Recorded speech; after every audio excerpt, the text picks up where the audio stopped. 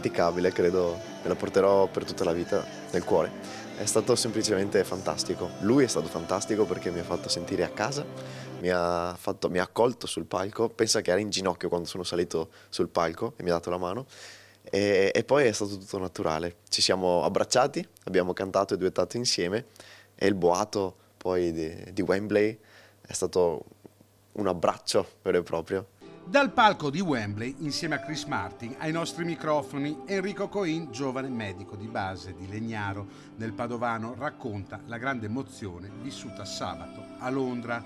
Durante il concerto dei Coldplay, Enrico ha alzato un vistoso cartello chiedendo di poter cantare una canzone sul palco, una prassi nei concerti della band che invita sempre un fan tra il pubblico con una canzone a richiesta.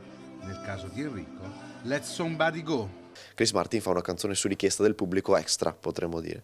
E questa era perfetta perché era anche un duetto e quindi ci ha permesso di cantare assieme. Io facevo la parte di Selena Gomez, lui la sua, ed è venuto. Ok, all right, ok, man. What's your name? Enrico. Ok, let's go, brother. Ok, come on. Una richiesta azzeccata e Chris Martin lo nota tra la folla degli 80.000 di Wembley. Il sorriso del giovane medico risplende sul maxischermo così come la sua bravura, tanto che poi, nei giorni seguenti, Enrico veniva riconosciuto anche per le strade di Londra.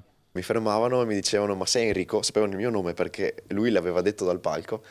E tutti mi fermavano, volevano il selfie e mi mandavano i video che avevano fatto. Una soddisfazione per Enrico Coin che canta in una tribute band dei Coldplay, i Live Play, girando Italia ed Europa con spettacoli anche nei teatri. Insieme al bassista Angelo e alle amiche non manca mai un concerto del loro idolo Chris Martin, riuscendo così a coronare il sogno di cantare con lui. È stato carinissimo, mi ha accolto, mi ha chiesto di dov'ero, dall'Italia, e quindi mi ha detto che l'Italia gli piace, lo sapevamo. E alla fine mi ha fatto i complimenti, mi ha abbracciato, mi ha dato un bacio e mi ha detto: siamo pronti a sposarci alla fine. You finish it. Just with me now and